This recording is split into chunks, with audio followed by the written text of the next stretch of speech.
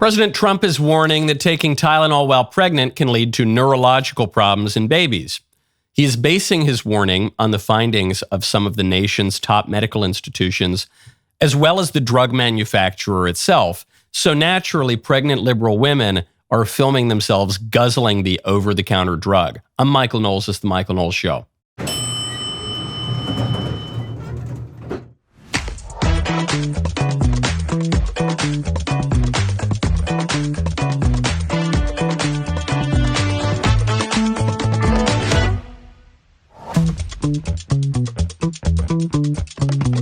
Welcome back to the show.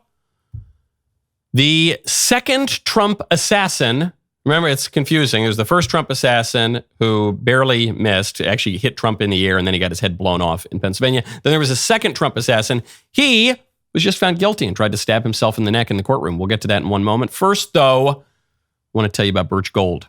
Text Knowles to 989898. When inflation jumps, when you hear the national debt is over $37 trillion, do you ever think maybe now would be a good time to buy some gold? Whether as a hedge against inflation, peace of mind during global instability, or just for sensible diversification, Birch Gold Group believes every American should own physical gold, and they created something special. Until September 30th, if you are a first-time gold buyer, Birch Gold is offering a rebate of up to $10,000 in free metals on qualifying purchases. To claim eligibility and start the process, request an info kit now.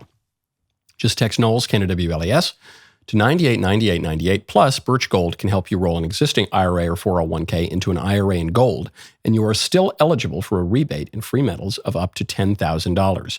Join their tens of thousands of happy customers and make right now your first time to buy gold. You know, I'm a little bit of a gold bug, have a fair bit of gold in my portfolio, and I've been rather happy about that. For a long time, and especially in recent years, take advantage of a rebate of up to $10,000 when you buy by September 30th. Text my name, Knowles, KNWLES, to 989898. Claim your eligibility today. Text Knowles to 989898 today.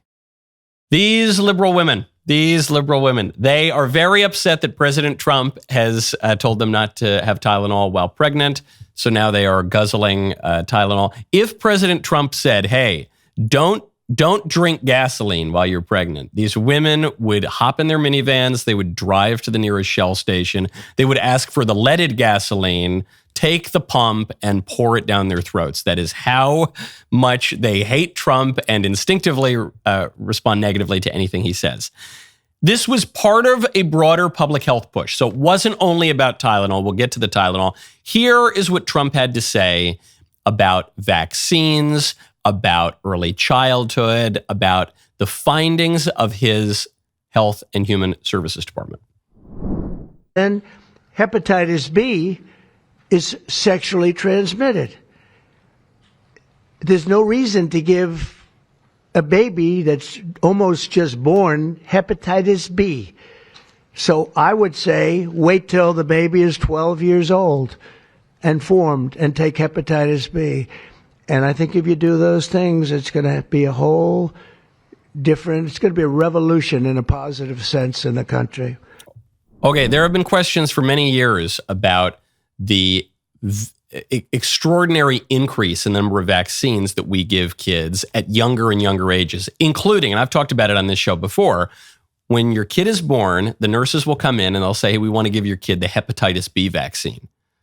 And I remember the first kid, our eldest is about to be born. We're talking about the vaccines, and hepatitis B comes up. And we said, well, why does my kid need the hepatitis B vaccine? Isn't hepatitis B spread through sexual contact and like sharing needles in heroin alleys? And the doctors and the nurses said, yes, yeah, that's true. I said, so I don't intend for my newborn to go to any brothels or to shoot up any drugs. So why does he need the Hep B vaccine? And the actual answer to the pregnant mothers is, well, your husband might be cheating on you. Maybe your husband's the one who's going to the brothel. Maybe your husband is going to the heroin alley. So because of that, because your husband is an adulterer, we're just going to assume then your kid needs to get this vaccine days after birth. It seems kind of crazy, doesn't it? I think so. A lot of people share this concern that when you're injecting kids with these vaccines very, very young in increasingly high dosages, maybe that will have some effects. In fact, President Trump addressed that. And it's so important to me to see the doctor 4 times or 5 times for a vaccine. Don't let them pump your baby up with the largest pile of stuff you've ever seen in your life going into the delicate little body of a baby. Even if it's 2 years, 3 years, 4 years, you just break it up into, I would say 5, but let's say 4 visits to the doctor instead of 1. And certain things I think you should do. We've already taken out and are in the process of taking out mercury and aluminum now. You know what mercury is. You know what aluminum is. Who the hell wants that pumped into a body? And there were rumors about both of them for a long time. But we're having them taken out. We're having them taken out of the vaccines. Hepatitis B, again, that's sexually transmitted. Okay, so he's saying, look, it's probably not good to expose your kids to aluminum and mercury, right? And I'm not just spouting this off the top of my head. I have my Secretary of Health and Human Services behind me, who is basing his conclusions on longstanding medical reports. And just, by the way, liberal women, you refuse to heat up a slice of pizza in aluminum foil because you're so afraid of aluminum toxicity. You won't use normal sunscreen. You won't use deodorant because deodorant has aluminum in them. We all know women like this, probably many women like this. Liberal, conservative. It used to be only liberals really reacted this way. So you won't use a regular deodorant because you're afraid of exposing your adult skin to aluminum, but you're going to shoot a newborn baby up with a ton of aluminum? Make it make sense to me. The liberals used to be the ones sounding the alarm on vaccines. And then recently, because of the Maha movement, because of people like Bobby Kennedy, now it's a little bit more right-wing coded to have questions about big pharma. And so as a result, these liberal women just turn on a dime and they say, no, we want to inject our kids with every needle we possibly can at 2 days old, simply because Trump told us not to. And this reached its peak in the press conference when Bobby Kennedy issued the department's findings about a link between Tylenol and autism. Important findings from our autism work that are vital for parents to know as they make these decisions. First, HHS will act on acetaminophen. The FDA is responding to clinical and laboratory studies that suggest a potential association between acetaminophen use during pregnancy and adverse neurodevelopmental outcomes, including later diagnosis for ADHD and autism. Scientists have proposed biological mechanisms linking prenatal acetaminophen exposure to altered brain development. We have also evaluated the contrary studies that show no association.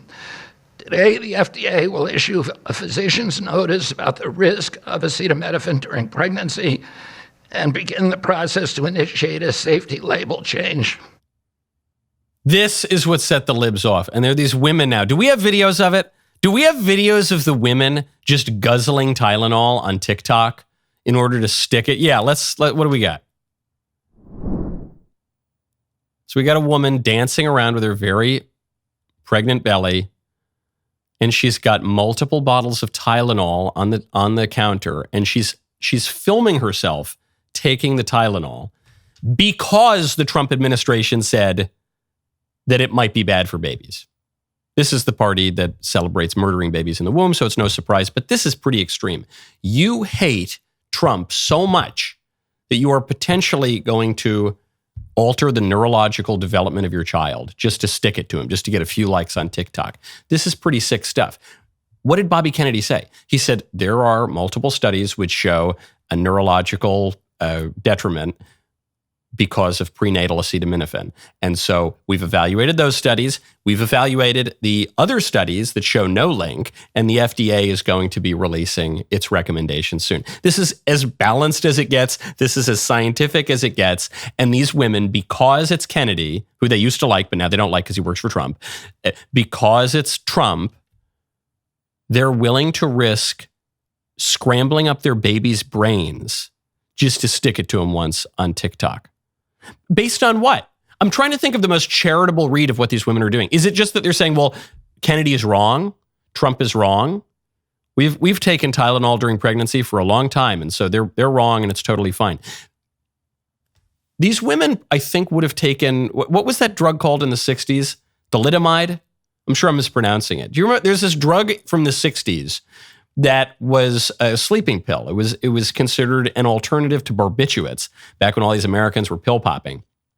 And this drug was being promoted, heavily marketed as a safe alternative to barbiturates.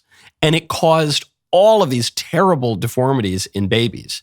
You could actually pinpoint the day. If you took it on day 22 of pregnancy, it would cause, I forget, leg problems. If you took it on day 23, it might cause brain problems. You could dial it in really closely, cause tens of thousands of very serious deformities in babies. This was heavily marketed in the United States. You think that drug companies don't ever get things wrong? You think just because the government previously seemed okay with women taking Tylenol, and now that the party that you don't like is in power, the government opposes it, that it can't possibly have been wrong before? The thing these women aren't even looking at is who else is coming to this conclusion, because it's not just Trump and it's not just Bobby Kennedy. Where did they get these data from? Turns out that the sources are not exactly on the far right. We'll get to that momentarily. First, I want to tell you, speaking of growing things, I want to tell you about fast-growing trees. Go to fastgrowingtrees.com, use code Knowles. Fall is planting season. Did you know that many plants and trees actually do better when planted this time of the year, but you have to know where to start. That is why I love fastgrowingtrees.com. Doesn't matter if you live in the sunny South or if the air is getting chilly where you are, their plant experts can help you find the perfect fit for your space. Fast Growing Trees has everything you need to create your dream yard with 6,000 locally grown varieties, fruit trees, privacy trees, flowering trees, shrubs, and more. Order online and get them delivered to your door in just days. Thanks to their Alive and Thrive guarantee and 14-point quality checklist, each plant gets individual care based on its specific needs, so they arrive happy, healthy, and ready to thrive in your yard. I love it. Because by the way, I was quoted by some other people around town. Well, we had a deep freeze. I got quoted for shrubs and trees and stuff like that. You can get really ripped off if you don't go to the right people. I trust Fast Growing Trees. This fall, they got the best deals for your yard, up to half off on select plants and other deals. Listeners to our show get 15% off their first purchase when using code Knowles at checkout. 15% off, fastgrowingtrees.com, using code Knowles at checkout. Perfect time to plant. Use Knowles to save today. Offer is valid for a limited time. Terms and conditions apply. Check out the link below or in the show notes and support the show. Trump and Kennedy came to the conclusion on Tylenol based not on TikToks, not on tweets, not on the spasms of their own minds, based on studies from the Harvard School of Public Health, based on studies from Johns Hopkins, based on Mount Sinai, based on Columbia University, based on, here it is. The White House is pulling these little headlines and abstracts from Johns Hopkins. Taking Tylenol during pregnancy associated with elevated risks for autism and ADHD.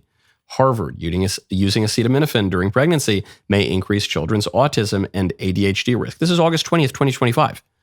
This isn't even some outdated study. This is from 3 weeks ago.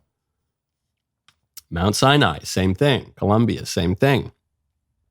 On and on and on. But the kicker is that it's not even just all of these medical institutions. It's Tylenol itself. Tylenol itself. In March 7th, 2017, there's a tweet for everything. Tweets out. Verbatim quote. We actually don't recommend using any of our products while pregnant. Thank you for taking the time to voice your concerns today. This was in response to some other tweet, which has since been deleted.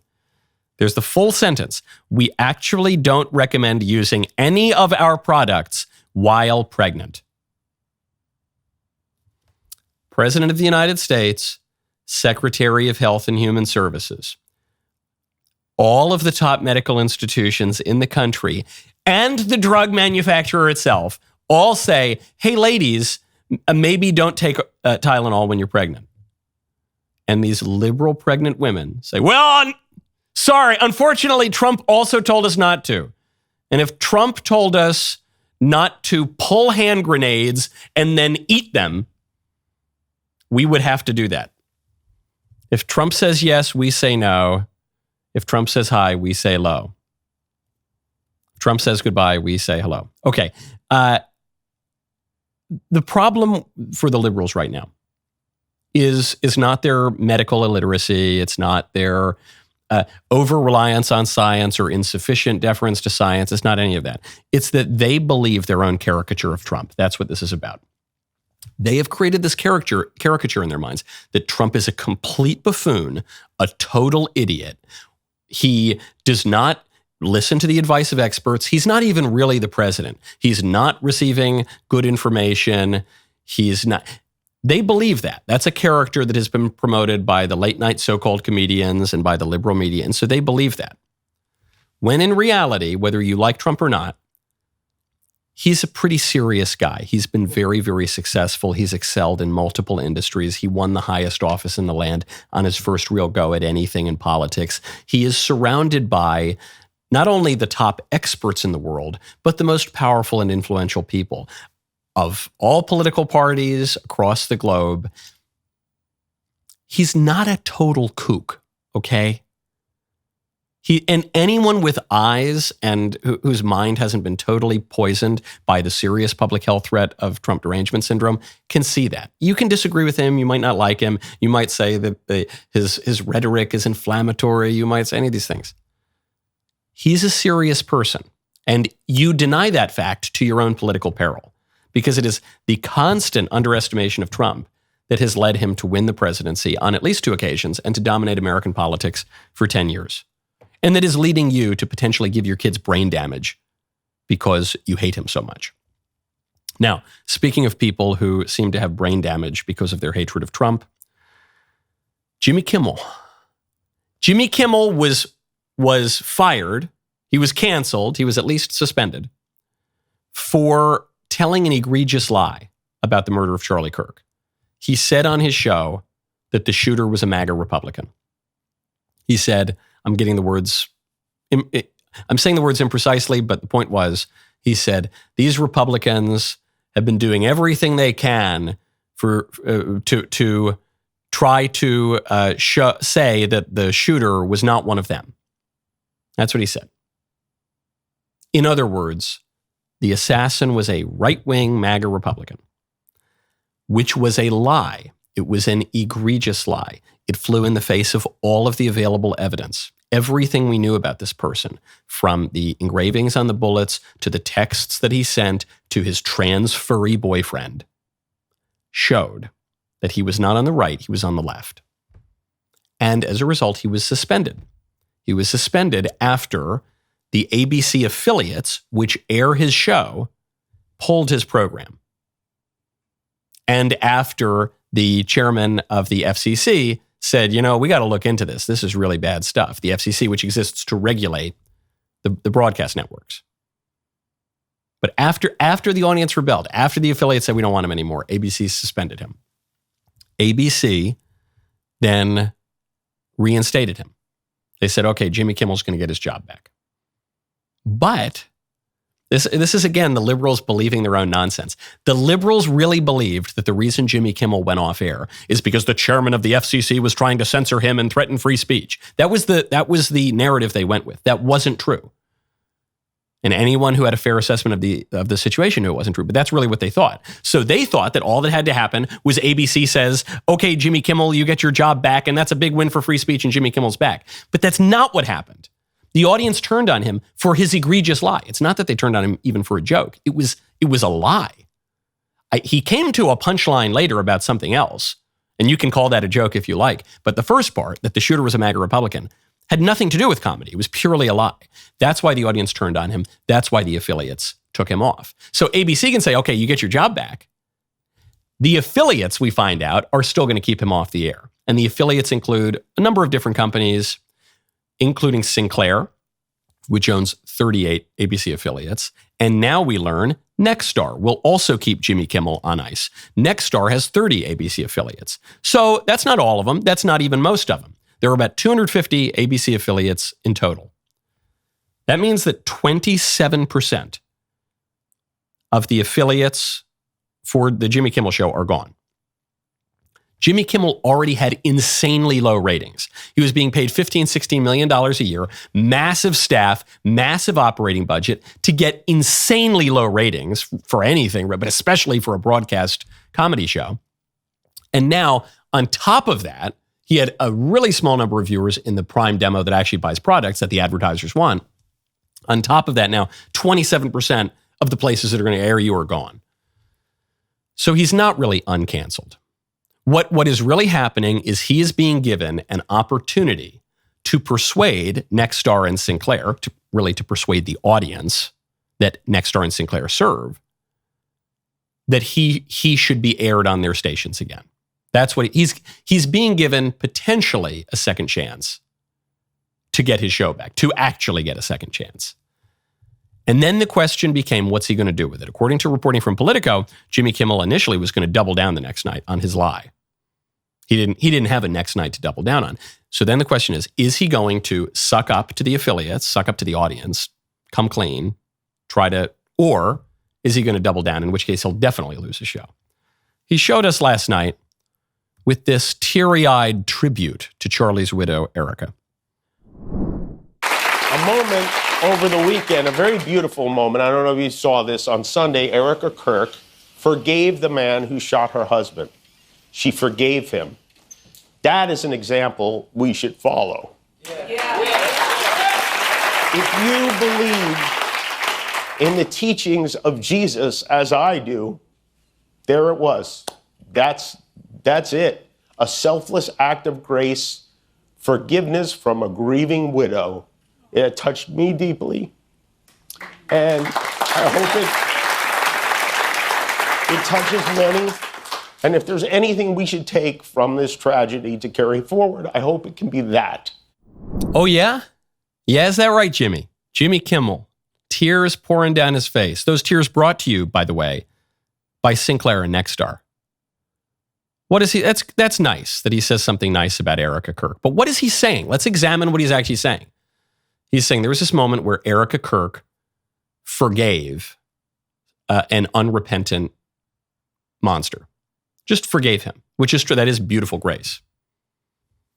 She's not saying we all have to forget. She's not saying that the criminal justice system can't work the way that it's going to work. She's not saying that we have to just pretend nothing happened. She exhibited Christian forgiveness. In fact, that was what my speech at the University of Minnesota was largely about the other night. You can catch that on YouTube. That's what she did. And so what he's saying is, I really liked this because she just forgave this guy. And you should all do that too. You should just forgive a person. The biggest takeaway here is you should forgive a person. And if you don't forgive a person for doing something wrong, you're a bad Christian. He's saying you have to forgive me or you're a fake Christian. That's what he's saying. Even if I'm unrepentant. That's what this is about. It's so transparent. Do you know how I know it's transparent? One, because it's quite contrary to the comments that actually got him taken off the air and contrary to the comments that he was reportedly going to make afterward. But two, because he went on to say this. I don't think what I have to say is going to make much of a difference. If you like me, you like me. If you don't, you don't. I have no illusions about changing anyone's mind. But I do want to make something clear because it's important to me as a human, and that is, you understand that it was never my intention to make light of the murder of a young man. I don't think there's anything funny about it. I posted a message on Instagram on the day he was killed, sending love to his family and asking for compassion, and I meant it, and I still do. Nor was it my intention to blame any specific group for the actions of what it was obviously a deeply disturbed individual. That was really the opposite of the point I was trying to make, but I understand that to some that felt either ill-timed or unclear, or maybe both. And for those who think I did this point freaking the finger, guy. I get why you're upset. If the situation was reversed, there's a good chance I'd have felt the same way. I have many friends and family members on the other side who I love and remain close to, even though we don't agree on politics at all. Totally tone deaf, not repentant in the least. Apparently doesn't even understand what he did wrong. He says, I didn't, here's the teary-eyed, I did not mean to make light of Charlie Kirk's murder. That's not why we're upset with you. You did mean to do that. You did. Just the tone with which you spoke about it. Right after the murder, you said, yeah, and then, they're trying to pretend that the guy who murdered Charlie Kirk is anything but one of them. So you were making light of it, but that's actually not why we're upset with you. The problem is that you lied. You said that the murderer was a right-winger, not one of you guys, not a left-winger. You made a claim. He says, I didn't mean to point a finger at either side. Now we got two problems, because you obviously did mean to point a finger. You pointed a finger at the right. The problem is not that you pointed a finger. The problem is not that you said one side committed the violence rather than the other. The problem is you lied about which side it was. And now we have a double problem.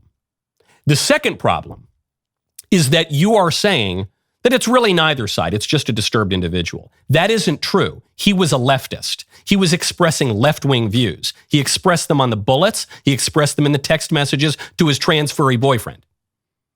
Furthermore, prominent people on the left, people in media, people in politics, even people who aren't particularly prominent, people's coworkers, the people we went to school with, members of people's families, dismissed the murder, excused the murder, and even celebrated the murder. It was a phenomenon of the left, top to bottom, soup to nuts.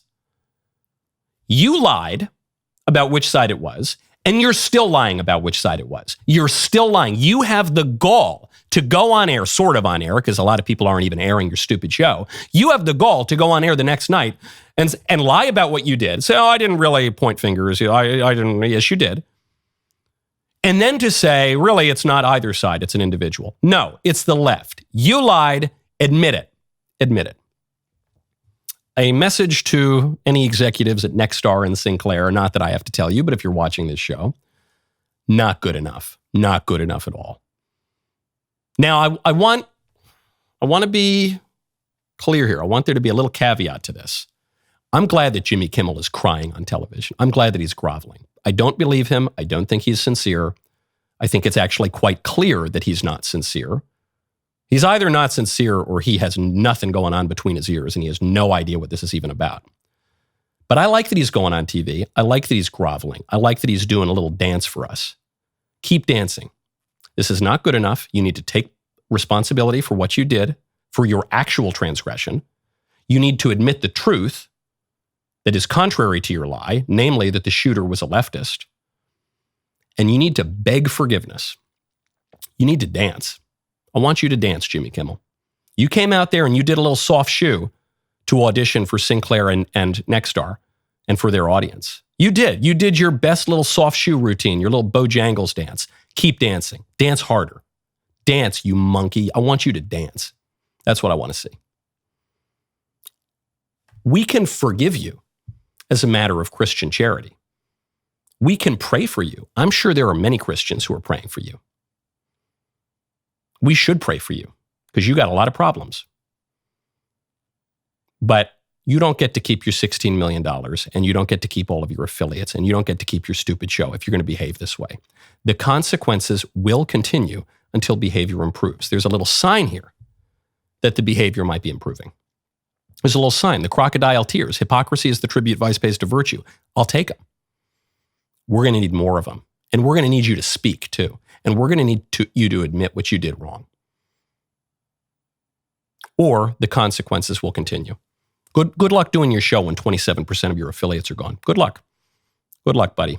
You're going to have to stay on ice a little bit longer. Okay. Speaking of life, I strongly recommend that you go check out Preborn. Go to preborn.com/Michael. If you care about life, about moms in crisis and the babies that they're carrying, this is for you. Because I know sometimes we want to help. We want to pray. We just don't always know how. That is why I want to share something that really moved me. It's called Heartbeat of Prayer from Preborn. It's a 30-day devotional that walks you through real stories, women facing the hardest decision of their lives, and how God met them there. Every day, you will read a true story, reflect on scripture, and be guided in prayer. It's simple. It's beautiful. It helps you stand in the gap for moms and their babies right from wherever you are. So if your heart's been stirred, maybe this is your next step. You can get your free copy of Heartbeat of Prayer right now at preborn.com/Michael, M-I-C-H-A-E-L. That is preborn.com/Michael. It's free. It's powerful. It's one way you can be part of something that truly matters right now. I personally support this organization. I think they do absolutely incredible work. I strongly encourage you to give whatever you can. That is preborn.com/Michael, Michael. Don't wait till the end of the year for the write-off. Preborn.com/Michael. Speaking of political violence, there is a new report out from YouGov and The Economist, which shows how Americans think about political violence. And this is really, really insightful. I was talking about this to sweet little Elisa last night because it is a crystal ball into our political future and it doesn't look great. The question was, is it ever justified for citizens to resort to violence in order to achieve political goals? There's the percentage responding yes. So if you look at the chart, I want to start at the right side of the chart. This is 60 plus. When you get to 60 plus, basically everyone agrees that it is not justified for citizens to resort to violence to achieve political goals. It's just a definition of terrorism, or close to a definition of terrorism. You see, it's less than 10%. For the moderates, it's even lower. For the moderates, it's like 3%. For the conservatives, it looks like it's closer to 7 or 8%. And for the liberals, it's a little bit higher, but it's close. It's like 8 or 9%. Now, when you get a little bit younger, you move back to ages 40 to 59. Now we're seeing the same ranking. It's the moderates who are the least likely to agree with the statement, followed by the conservatives, followed by the liberals who are the most likely. But it starts to get a little bit more spread out on the top end. So for the moderates, let's call it 7 to 8% of moderates and then conservatives who are a little bit younger, who say that it's justified. For liberals, now you're looking more like 15, 16%. So it's starting to spread out. Then something really strange happens for the young voters. Ages 18 to 39, we're seeing the moderates tick ahead of the conservatives. The young conservatives are the least likely to say that violence is justified to achieve political ends. Looks like it's about 5%. For the so-called moderates, it's more like 12%. So the young moderates are more likely than 60 plus people of any political persuasion to say that political violence is justified. But the scary number is the young liberals. For young liberals, it's about 30% say that it is justified for citizens to resort to violence to achieve political goals. It just skyrockets, which is not surprising at all. Because political violence, at least in recent years, is a left-wing phenomenon. Full stop. It's usually it's been a left-wing phenomenon for much longer, and the liberals who lie about this are being exposed. Seth Moulton, who goes on TV, the Democrat congressman, he says, actually, 3/4 of political violence comes from the right. Only 4% comes from the left. The way that they arrive at that number is by not counting left-wing political violence, as I've discussed on this show before. But it's not even just a recent thing. In the 1960s, you had all the radicals, the Weather Underground, the Black Panthers. If you go further back to the 1920s, you had the anarchists, the communists, people setting off bombs, people shooting up government buildings. It's usually from the left. That's been tamped down in recent years. Looks like the young left, much, much more comfortable with political violence. And even the liberal media are admitting it. The Atlantic just has a piece out. Says left-wing terrorism is on the rise. That's the verbatim headline. For the first time in more than 30 years, attacks by the far left outnumber those by the far right. Okay? What do we find? It's worth reading the article, but I'll just read you a couple paragraphs from it. We found that left-wing terrorism has increased since President Donald Trump's rise to political prominence in 2016. I love, even there, they have to get this insinuation in that it's somehow Trump's fault. Everything's Trump's fault. Why did you make us do it? Why did you make us shoot up the school? Why did you make us kill people? Why did you? It's started with Trump, of course. So it's like an abusive husband. Why did you make me do this? Indeed, 2025 marks the first time in more than 30 years that left-wing attacks outnumber those from the far right. Despite its recent increase, however, left-wing terrorism is not nearly as common today as it was in the 1960s and early 70s. Those years marked marked the height of groups such as the Weather Underground and the Symbionese Liberation Army, which coincidentally is known as the SLA, my beloved wife. Best known for kidnapping the newspaper heiress Patty Hearst. In the 80s and early 90s, left-wing terrorism declined, while jihadist and right-wing terrorism rose, particularly in the forms of anti-government and white supremacist violence. Okay, here I want to point out there is a faulty definition of terrorism because what The Atlantic is doing is conflating two things. When they're talking about what's going on in the 60s, they're largely talking about political activists on the left targeting civilians to achieve political ends. Whereas when they're talking about the 90s and, the supposed right-wing anti-government militia groups or whatever, they're talking about radical groups targeting the government. Again, I'm not justifying either of these things, but those are different.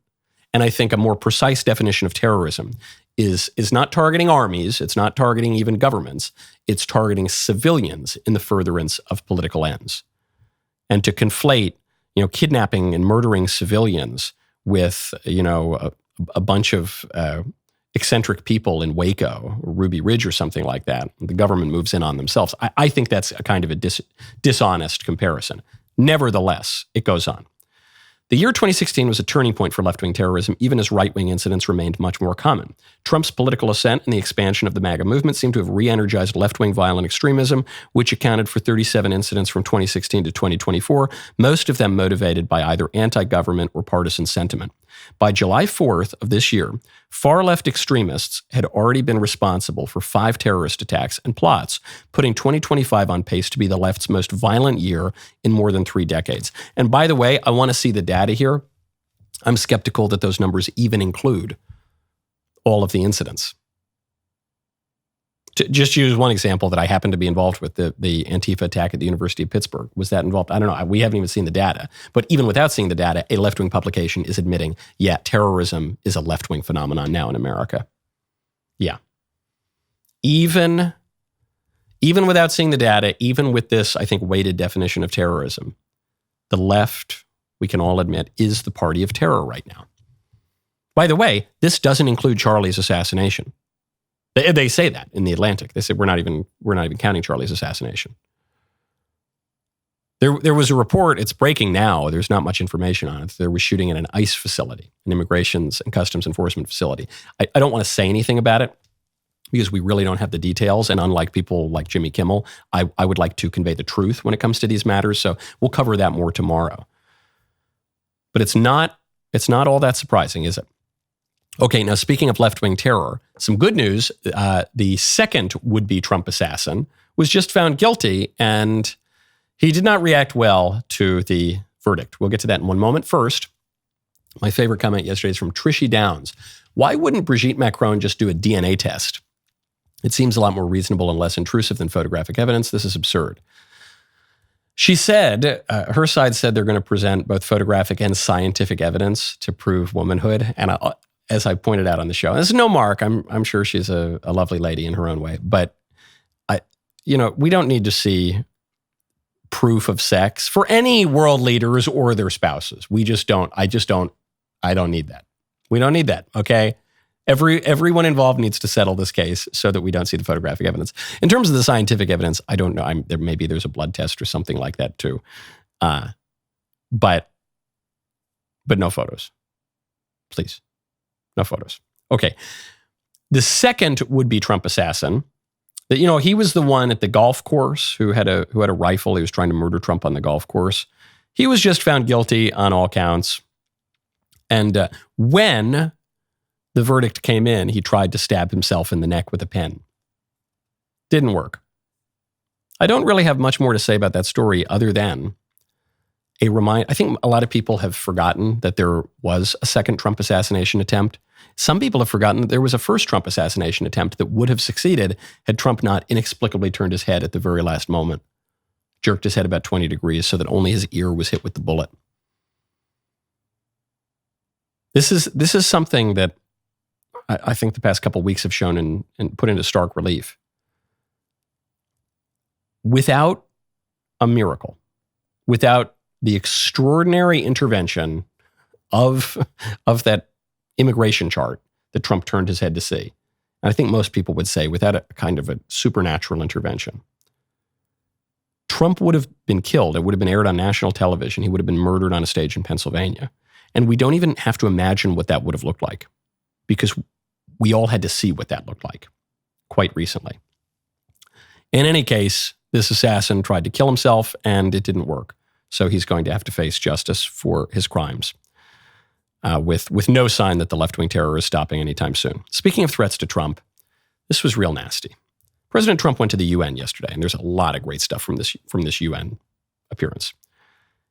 As he gets there, he gets on an elevator, and the elevator just stops. And everyone's kind of standing around not knowing what to do. I mean, Trump just walked up the stairs, but Trump is 79 years old. Melania, she's beautiful, looks like she's 29, but she's of a certain age too. An elevator stopping, if you're a 79-year-old, could cause you to fall. I mean, that's a real threat to a person, especially to a world leader. They walked up the stairs, though. And we thought, okay, I guess the UN is just incompetent. Maybe the UN needs more funding or something. Well, then this popped up. Before Trump arrived, the Times of London reports, to mark Trump's arrival, UN staff members have joked that they may turn off the escalators and elevators and simply tell him they ran out of money, so he has to walk up the stairs. So this was predicted. What are the odds? What are the odds that this would have been predicted by UN staff members who are of a high enough level that they're speaking to the Times of London? That this would have been predicted, and then that exact thing would have happened exactly when Trump arrived. Doesn't take a genius to conclude that most likely that was intentional. And that's a major security risk. One, it could have caused Trump to fall, and it could have caused serious injury to the President of the United States. Two, freezing the President of the United States in position in a public place like the UN after there have been multiple close assassination attempts on his life is an act of violence on the United States that is completely unacceptable. And Trump kind of laughed it off, shrugged it off. He's got a great demeanor. He's got a great nature about him. And he didn't make a big deal. But the US government needs to make a big deal. That was a major, not only insult to the United States, which funds the UN, which is the global hegemon, that was a major security risk to a president who was already nearly killed twice and was actually hit with a bullet one time. And there need to be major consequences. This is not, did I misspeak? They're telling me I misspoke and said an elevator. It was an escalator, as you could see from the picture. This was a major, major security breach.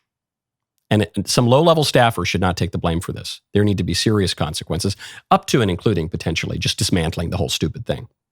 Because of this, because of what Trump had to say. So Trump shows up to the UN, and he did not mince words. His teleprompter also broke. Was that an accident? I don't know. Either the UN is completely incompetent, in which case it should probably be dismantled, or the UN is actively undermining US interests, in which case it should definitely be dismantled.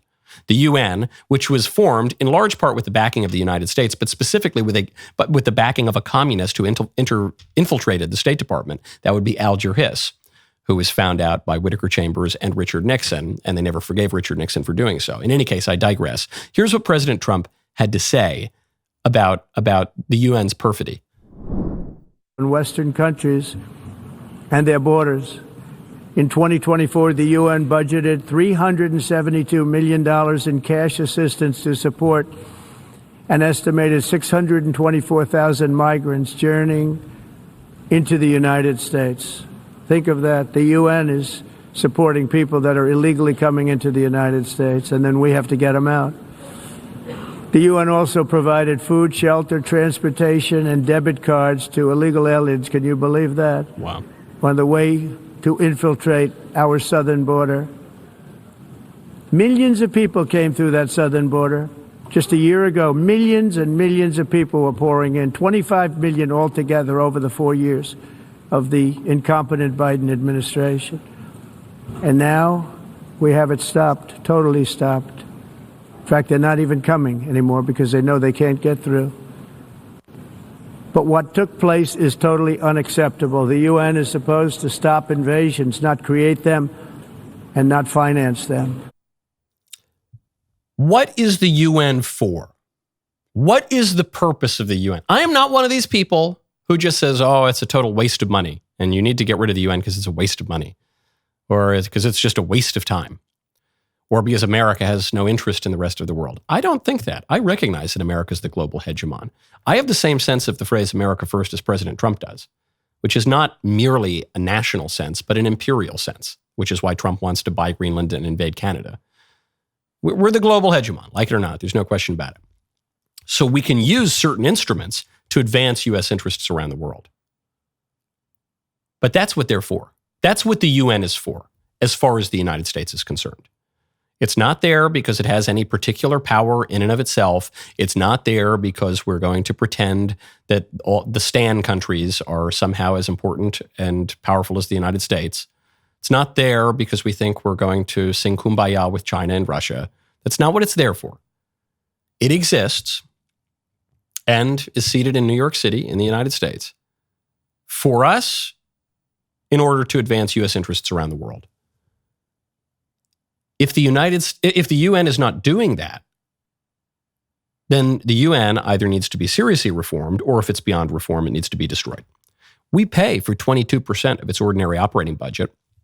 We pay for 27% of its peacekeeping budget, which would be fine if it served our interests.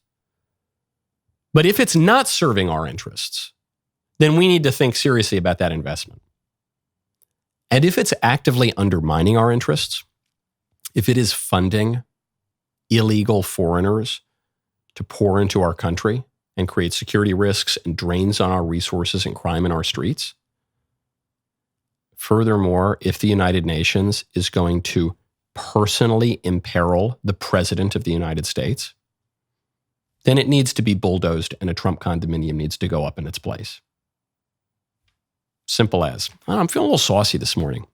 I guess I'm feeling saucy in part in response to the refusal of the left to learn any lesson. I'm just so offended by it. Jimmy Kimmel coming out with his crocodile tears. Let's even say they were sincere. I want to be as charitable as I can. Let's pretend for a moment that his tears were sincere. And his big takeaway is, you need to forgive him or you're a bad Christian. How dare you? And his big takeaway is, hey, the thing you accused me of, I didn't really do it. I didn't pick a side. And now, by the way, you shouldn't pick a side either. He somehow gets the two wrong answers. It's so offensive. And he needs to be punished more. Because if he's not, then he will only continue to undermine the public square. If the United Nations is not punished for what they did yesterday and for what they've been doing for years, funding illegal immigration, they're only going to continue to undermine U.S. interests. They're going to undermine their own raison d'etre.